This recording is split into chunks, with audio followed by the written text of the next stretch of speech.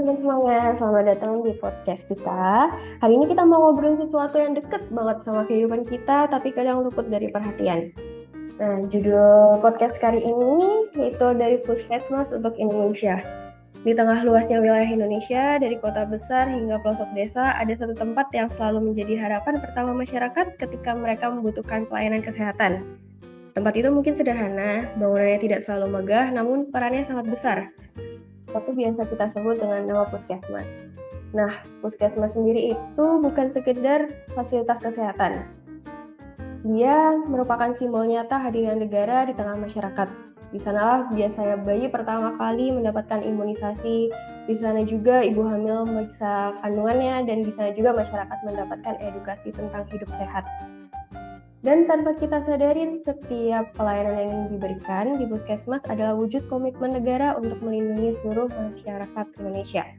Nah, ini kita bakal ngebahas bagaimana sih puskesmas menjadi ujung tombak pelayanan kesehatan dan bagaimana peran para tenaga kesehatan di dalamnya bukan hanya sebagai pekerja, tetapi sebagai pelayan bangsa. Karena ketika negara ingin memastikan rakyatnya sehat, negara hadir melalui tantangan pengabdian di puskesmas. Untuk membahas tema hari ini, sudah hadir bersama saya narasumber yang mewakili berbagai peran penting dalam pelayanan primer.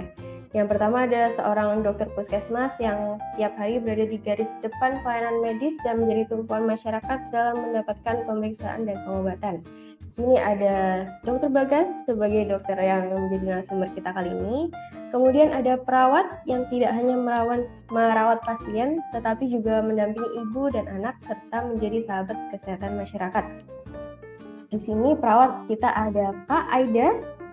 Selanjutnya kita juga menghadirkan tenaga kesehatan lingkungan yang berperan memastikan sanitasi, air bersih, dan pengendalian penyakit berbasis lingkungan berjalan dengan baik. Karena bangsa yang sehat dimulai dari lingkungan yang sehat. Di sini ada Kak Salsa sebagai tenaga counseling kita. Oke, kita juga akan mendengar perspektif dari Kepala Puskesmas yaitu Kak Yovita. Di sini ada yang mengelola manajemen pelayanan serta memastikan kebijakan pemerintah dapat terlaksana dengan baik di tingkat pelayanan primer. Dan terakhir kita menghadirkan perwakilan masyarakat atau kader kesehatan yaitu Kak Setiti yang akan berbagi pengalaman bagaimana puskesmas dirasakan sebagai wujud nyata kepedulian negara.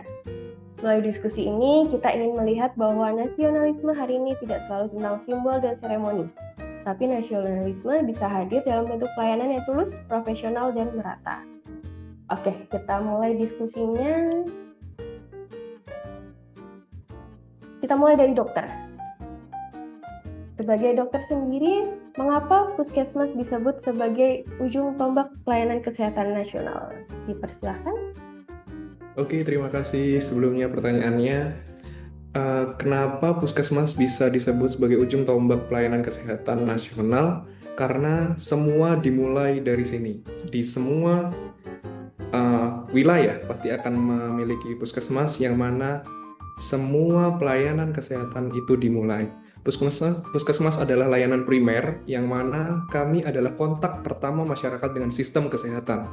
Sekitar 70-80% masalah kesehatan sebenarnya bisa ditangani di tingkat ini, dari infeksi ringan, penyakit kronis seperti hipertensi dan diabetes, hingga deteksi dini kanker dan juga tuberkulosis. Juga puskesmas ini apabila dia kuat, maka rumah sakit ini atau rumah sakit tidak akan terbebani secara berlebihan karena mengingat rumah sakit yang ada di Indonesia ini masih kurang dan juga pasien-pasien yang ada di Indonesia ini sangat banyak, maka kita tidak akan membebani rumah sakit terlalu besar. Sistem akan berjalan lebih efisien dan bisa lebih adil lagi. Oke, sekarang menurut dokter sendiri, gimana sih peran dokter di puskesmas berbeda dengan di rumah sakit? Di puskesmas pendekatannya holistik. Kami tidak hanya melihat penyakitnya, tapi kita juga bisa melihat dari kondisi keluarganya, lingkungan, pola hidup, hingga faktor sosial ekonomi pasien. Jadi kita lebih dekat dengan pasien. Misalnya pasien dengan diabetes.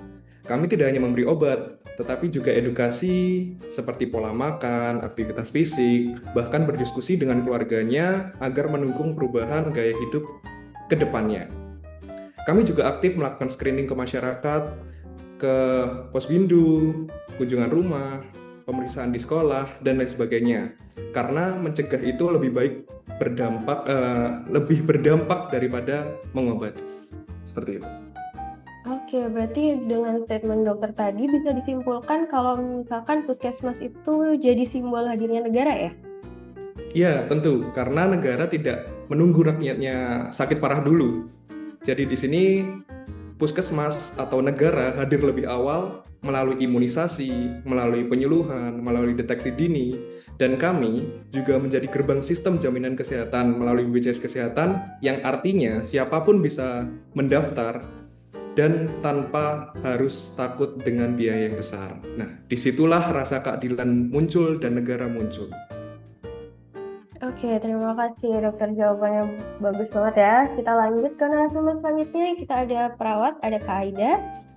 Oke, menurut kakak apa yang paling membedakan pelayanan di puskesmas dengan di tempat lain?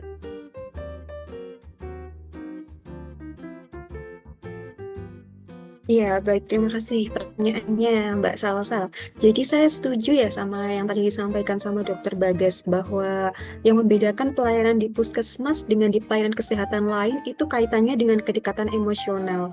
Jadi di puskesmas ini kami seringkali mengenal pasien itu dari mereka lahir, bahkan sejak mereka dalam kandungan. Jadi di sini kami sudah membersamai atau mendampingi ibu dari ibu hamil dari trimester pertama, kemudian kita juga bisa melihat kecemasannya, mendengar apa saja yang dikeluhkan, sampai memberikan edukasi tentang gizi dan juga tanda bahaya persiapan untuk persalinan. Lalu beberapa bulan atau beberapa tahun kemudian, saya masih bisa melihat anak itu datang untuk imunisasi atau pemeriksaan kesehatan lainnya. Kurang lebih begitu. Oke, berarti di puskesmas sendiri tuh ada hubungan jangka panjang ya untuk pasien itu sendiri? Iya, betul sekali Mbak. Di puskesmas ini kami tumbuh bersama masyarakat. Kami tahu jika ada keluarga yang sedang kesulitan ekonomi. Kami tahu jika ada anak yang sering sakit karena kondisi rumahnya lembab. Kami juga tahu siapa saja lansia yang tinggal sendirian. Jadi pelayanan di sini bukan transaksional ya Mbak, tapi relasional. Kalau kita lihat dari sudut pandang wawasan kebangsaan nih Kak, apakah itu bagian dari nasionalisme nih? Saya percaya seperti itu ya, karena menjaga ibu dan anak berarti menjaga masa depan bangsa. Ketika angka kematian ibu turun, kemudian stunting ini akhirnya bisa dicegah. Ketika anak-anak mendapatkan imunisasi lengkap, itu semua bukan sekedar angka statistik, tapi bisa jadi investasi bangsa. Oke, terima kasih banyak Kak Ida atas jawabannya. Oh ya, kesehatan sering dianggap tuh soal obat, dokter, perawat, dan lain sebagainya. Tapi kita punya tenaga kesehatan lingkungan nih, yang jarang dibicarain sama orang-orang. Kenapa ini penting? Bisa dijawab mungkin Kak Salsa? Baik, mungkin banyak yang belum tahu tentang tenaga kesehatan lingkungan. Sebelumnya, sebagaimana yang kita ketahui, derajat kesehatan masyarakat itu dipengaruhi oleh 4 faktor. Dan yang paling besar itu adalah berasal dari lingkungan. Oleh sebab itu, banyak penyakit bersumber dari lingkungan, seperti penyakit diare, DBD, infeksi kulit, bahkan penyakit pernafasan. Semuanya bisa berkaitan dengan sanitasi dan kualitas lingkungan. Kami, sebagai tenaga sanitasi lingkungan, melakukan inspeksi air bersih, memeriksa jamban sehat, mengedukasi pengolahan sampah, hingga memantau kualitas lingkungan sekolah. Begitu, Kak. Oke, berarti puskesmas sendiri itu ini ya, keren banget ya, maksudnya luas banget nih untuk jangkauannya. Berarti puskesmas sendiri tuh bekerja sampai akar masalahnya nih, Kak? Iya, benar sekali, Kak. Kami tidak menunggu wabah terjadi, tetapi kami mencegahnya. Ketika negara memastikan masyarakat memiliki akses air yang bersih dan sanitasi yang layak, itu adalah bentuk perlindungan yang paling mendasar yang dilakukan di puskesmas. Karena sehat itu bukan hanya hak individu, tetapi hak kolektif. Oke, terima kasih Kak. Sekarang kita lanjut ke Kepala Puskesmas. Ini ada Kak Yovinta. Apa tanggung jawab terbesar Anda waktu Anda bekerja di puskesmas sendiri? Ya, terima kasih atas pertanyaannya Mbak Salsa. Ya, tanggung jawab kami sebagai saya Kepala Puskesmas juga, saya membantu teman-teman tenaga kesehatan memastikan seluruh program berjalan dengan baik dan bisa menjangkau semua lapisan masyarakat. Memastikan semua masyarakat mendapatkan imunisasi yang lengkap, kemudian program tuberkulosis harus terus terpantau, penanganan stunting harus tepat sasaran, pendampingan ibu hamil juga, termasuk penyakit tidak menular harus terdeteksi lebih awal. Kami juga memastikan tenaga kesehatan bekerja dalam sistem yang terkoordinasi. Maka untuk mewujudkan puskesmas hadir ke masyarakat, puskesmas dekat dengan melakukan program-program seperti tadi kata Dokter Baga juga, melakukan edukasi ke masyarakat, ke sekolah, kemudian bekerja sama juga dengan masyarakat, misalnya program-program yang melibatkan kader masyarakat juga, begitu. Oke, kalau menurut Anda sebagai kepala puskesmas sendiri, gimana sih memaknai peran ini secara kebangsaan? Ya, puskesmas ini bisa dibilang adalah sebagai perpanjangan tangan negara ya, karena puskesmas ini menjadi layanan kesehatan primer atau utama yang paling dekat dengan masyarakat. Jadi jika masyarakat merasa dilayani dengan adil dan bermartabat, berarti disitulah negara hadir. Terlebih lagi puskesmas ini jumlahnya banyak dan berada di lingkungan yang dekat dengan masyarakat. Jika tidak ada diskriminasi dalam pelayanan, berarti disitulah negara bekerja sesuai cita-cita keadilan sosial dan program dari negara itu boleh terlaksana di dalam masyarakat melalui puskesmas itu hadir. Oke, terima kasih buat jawabannya yang bagus. Kita lanjut. Kurang lengkap kalau misalnya masih belum dengar dari sisi masyarakat. Di sini ada kader kita, yaitu Kak Stiti. Menurut Kakak, apa sih arti puskesmas bagi Anda atau bagi masyarakat sendiri? Ya, baik. Terima kasih Mbak Salsa kesempatannya diberikan kepada saya.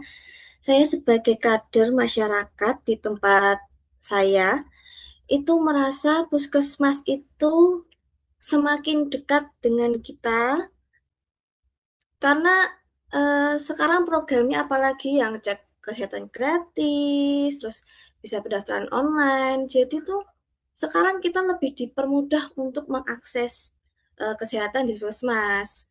Nah itu kita udah nggak khawatir biaya karena udah pasti gratis, dan petugasnya sekarang itu sangat ramah-ramah di tempat kami. Apalagi tempat kami itu puskesmasnya itu bangunannya baru, jadi dulu itu kecil tempatnya, sekarang sudah alhamdulillah direnovasi, sudah besar sekali, jadi petugasnya ramah, cepat, dan biaya gratis pula. Jadi kami merasa sebagai warga itu sangat dihargai sekali oleh negara. Oke, kalau gitu menurut Kakak sendiri, apakah dengan adanya puskesmas ini membuat negara itu merasa hadir dalam keseharian? Ya, betul, karena kami sebagai masyarakat merasa tidak sendirian, kita merasa sangat dibantu oleh negara. Terima kasih, itu aja Mbak. Oke, terima kasih Kak Stiti. Oke teman-teman, jadi hari ini kita belajar bahwa nasionalisme bukan hanya soal simbol. Nasionalisme itu adalah ketika negara hadir melalui pelayanan kesehatan yang merata. Nasionalisme adalah ketika tenaga kesehatan bekerja dengan empati dan ketika masyarakat merasa dilindungi. Indonesia yang kuat bukan hanya tentang ekonomi atau infrastruktur yang megah. Indonesia yang kuat adalah ketika ibu melahirkan dengan aman, ketika anak tumbuh tanpa stunting, ketika lansia mendapatkan pengobatan rutin, dan ketika lingkungan bersih dan sehat. Itu semua dimulai dari satu tempat sederhana bernama puskesmas. Dari puskesmas untuk Indonesia. Salam sehat, salam Indonesia. Sampai jumpa lagi.